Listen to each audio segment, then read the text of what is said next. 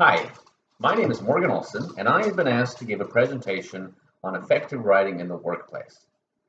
We all want to learn to write effectively because we all want to sound professional and intelligent when we send an email or a report. Effective writing is a skill we need to create a document that achieves its goal, and it does so in a coherent and organized way.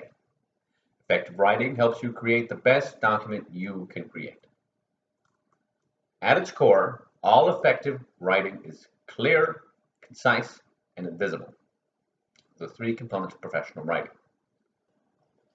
Writing that is clear uses content and terms that develop your idea in an easy to follow way.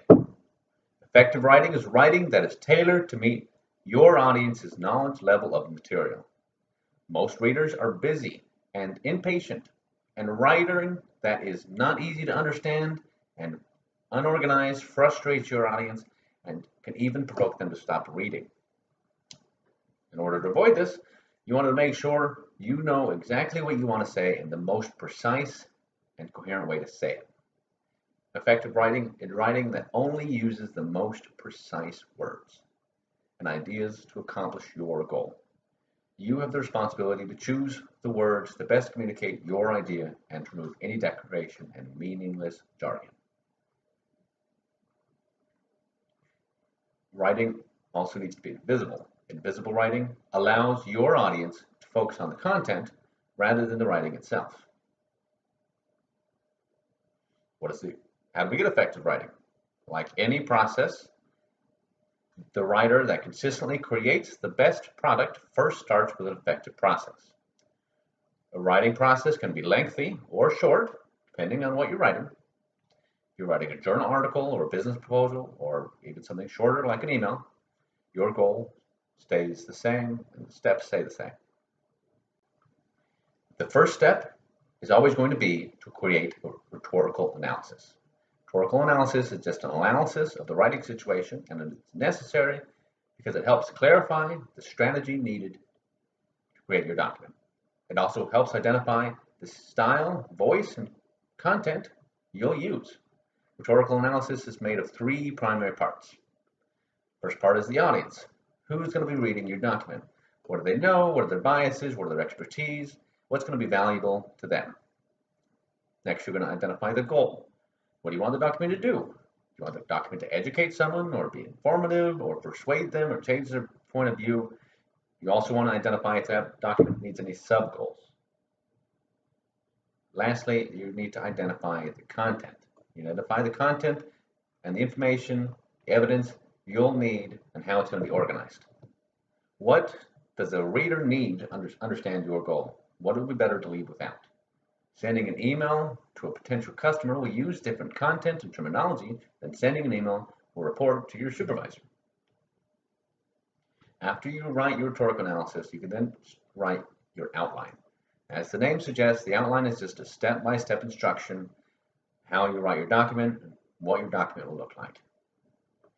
The goal of the outline is just to create a general framework where you can then use as instructions to write your paper or your email or whatever you may be writing.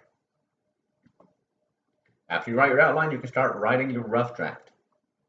Now, the rough draft is just the first version of your document, and the goal is just to get all your core ideas and elements of the document down. You want to avoid worrying about corrections, revisions till later. You will just want to focus on creating something that you can then use to chisel down and refine to the finished product. After you write your rough draft, you want to go back to and do the revision step. In this step, we take the rough draft and we make sure that all of your content is well thought out, well communicated, and what you're trying to say. You still don't want to worry about punctuation and spelling, but rather that all of your document has a logical flow and that it's clear, concise, and legible. Fourth and final step of your document is to go back with a fine-tooth comb and edit to ensure that all of your spelling, punctuation, and grammar is correct. While writing your document, you want to make sure that you're compelling your audience to read it. Now, as I said before, readers are impatient and often opinionated. Often you want to write in a way that grabs and keeps their attention. You have life-changing news, but if it doesn't grab their eye, they're going to miss it. Effective ways of starting any document could be starting with catchy or alerting facts or ideas that create curiosity, which then you'll feed throughout your document. You also want to make sure that you're creating effective paragraphs. An effective paragraph focuses on one developing idea.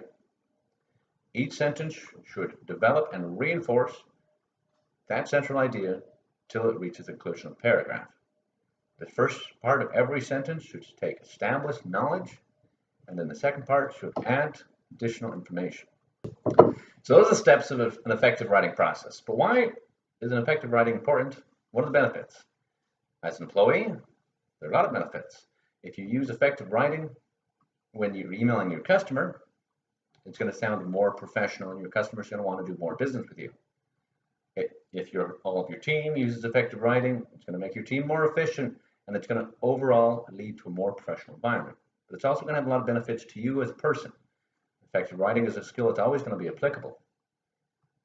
And it's going to make you look better for a promotion or a raise or a new job application. And it will avoid having you make mistakes or errors in the future. Although it may seem like an easy concept to grasp, I hope I've showed you that effective writing and effective writing process are both powerful tools that will enrich your life in and outside of the workplace. To always make sure you're putting the best foot forward. Thanks.